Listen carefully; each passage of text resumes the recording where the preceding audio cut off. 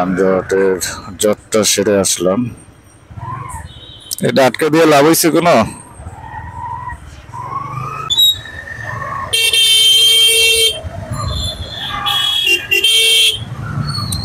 ভাই ডানে যাবেন, ডানে সাইড করেন, ডানে ইন্ডিকেটর দিচ্ছেন, আস্তে আস্তে ডানে যান।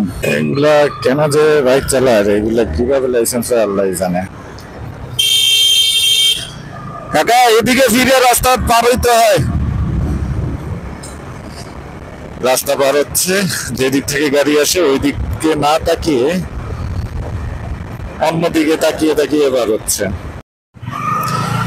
তো একটু সিগন্যাল পার হলাম আস্তে আস্তে। সিগন্যাল না, যানজটের জটটা সেরে আসলাম। এটা আটকে দিয়ে লাভ হয়েছে কোনো?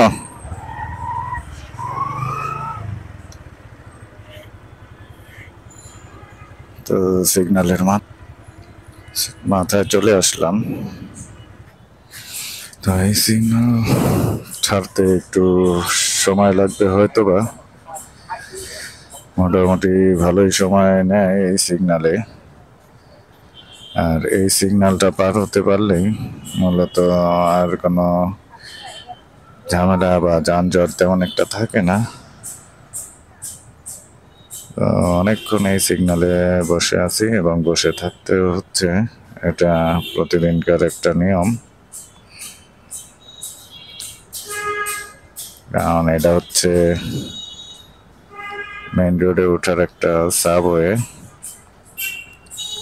তো এই সাবওয়ে থেকে হয়তো ডানে টার্ন করে রামপুরা দিকে যে গাড়িগুলো যায় সেগুলো যায়।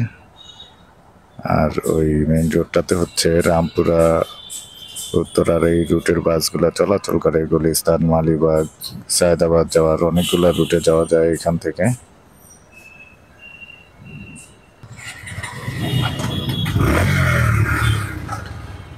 তো অবশেষে সিগন্যাল ছেড়ে দিল।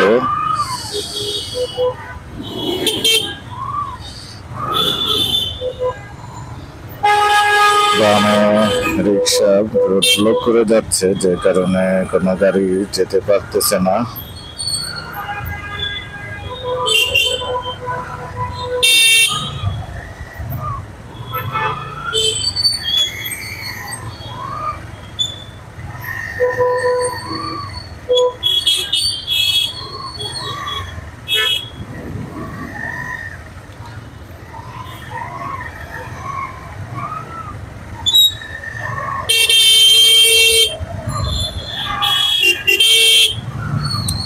ভাই ডানে যাবেন, ডানে সাইড করেন, ডানে ইন্ডিকেটর দিচ্ছেন, আস্তে আস্তে ডানে যান।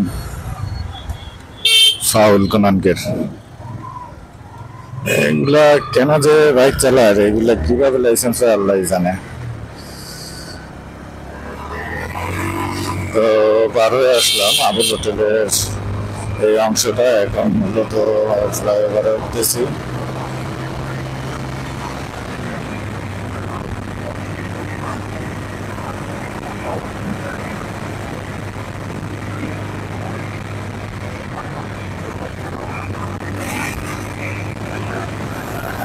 তো ফ্লাইওভার আজকে ভালো এটা দিচ্ছি বলা চলে, প্রায় 80 সুই সুই, কারণ হচ্ছে একদম ফাঁকা আছে।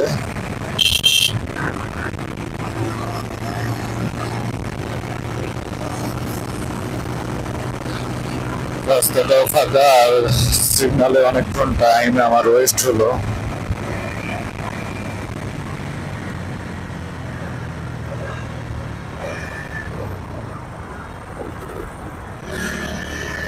তো সচরাচর আমি স্পিডে বাইক টানতে এখন আর পছন্দ করি না। এক সময় স্পিডে বাইক টানতে পছন্দ করতাম বা বাইক চালাইতে পছন্দ করতাম। তো এখন আমার স্পিডটা খুব একটা ভালো লাগে না, তবে মাঝে মধ্যে প্রয়োজনে একটু স্পিড আপ করি, তাও সিচুয়েশন বুঝে এবং রিস্ক ফ্রি কিনা সেটা চিন্তা করে। যদি ভারী যানবাহনের চাপ থাকে বা আশেপাশের অন্য যানবাহনগুলো যদি অলিখিত রেস খেলে বা স্পিডের কম্পিটিশন করে, সেই ক্ষেত্রে আমি স্লো হয়ে যাই। কারণ হচ্ছে যে অন্য কেউ যদি আশেপাশে রেস খেলে এবং তাদের সাথে কম্পিটিশন না হোক, যদি এমনিতেও একটু স্পিড আপ করে চালাতে হয়, সেক্ষেত্রে একটু বিপদে পড়তে হয়। কারণ সবার কন্ট্রোলিং সেম না, স্পিড যে কেউ তুলতে পারে, তো স্পিড কমানো বা স্পিড কন্ট্রোল যে কেউ করতে পারে না। কারণ মোটর সাইকেল বলেন, যে কোনো যানবাহন বলেন, অ্যাক্সিলারেটর অর্থাৎ মোটর সাইকেলে পিক আপ টেনে ধরে বসে থাকলে স্পিড উঠতে থাকবে, কিন্তু সেই স্পিডটা নিয়ন্ত্রণে আনার মতো দক্ষতা স্কিল সবার থাকে না। তো এই জন্য আমি সচরাচর স্পিড আপ করি না। কারণ আমার আশেপাশে যদি অন্য কেউ স্পিড আপ করে, আমি ইগনোর করি সেই স্পিড আপ এরিয়া ত্যাগ করতে।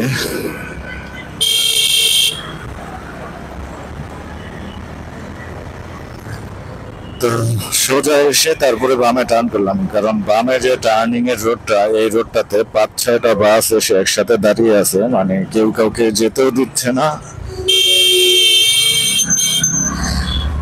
আবার কেউ রাস্তাও ছাড়তেছে না।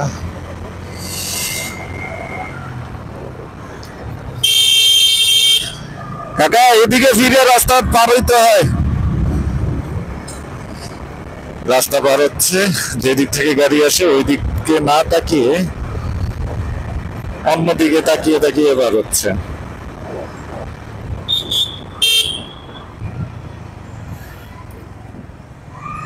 নেমে মাঝে মধ্যে এদেরকে রাস্তা পার হওয়া শিখাতে হয়, যে গাড়ি ঘোড়া চলাচলের যেমন ট্রেনিং আছে বা নিয়ম কানুন আছে বা লাইসেন্স দেওয়ার নিয়ম আছে, সেই ক্ষেত্রে পাবলিকের রাস্তা ক্রসেরও আসলে লাইসেন্স করতে হইব, যে একটা অবস্থা।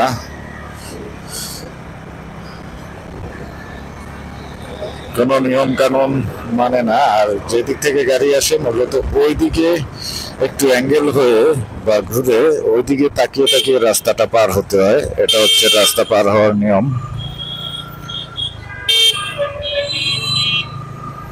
আদারওয়াইজ আপনি পার হচ্ছেন রাস্তা, কিন্তু যেই দিক থেকে গাড়ি আসতেছে সেই দিকে না তাকালে বিপদ। কারণ স্পিডে কোনো বাইক, গাড়ি বা যানবাহন আসতেই পারে।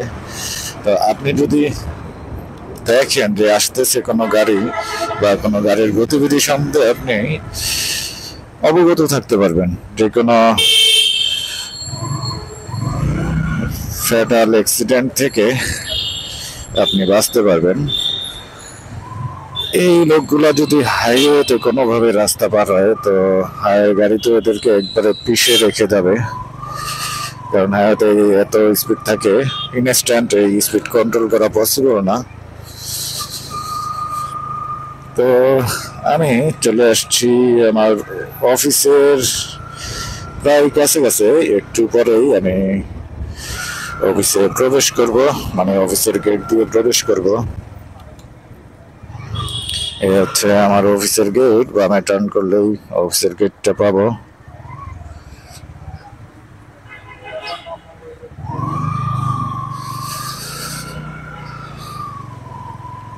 চলে আসলাম, মানে প্রবেশ করলাম আমার অফিসের গেটে। তো সত্যিবেলা ডে কেয়ারের এই পাশে যে গেটটা, এই গেট থেকে এখন বামে টার্ন করতেছি, মানে মূল গেট থেকে বামে টার্ন করে সত্যিবেলার মেন অংশে প্রবেশ করলাম।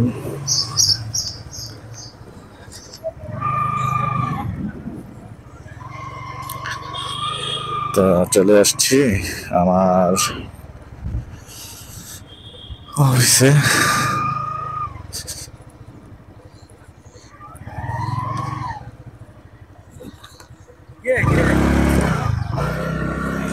নেব না, নাস্তা টান দেওয়ার একটা ক্ষুদ্র প্রয়াস করেছিলাম, কিন্তু টান দিতে পারলাম না।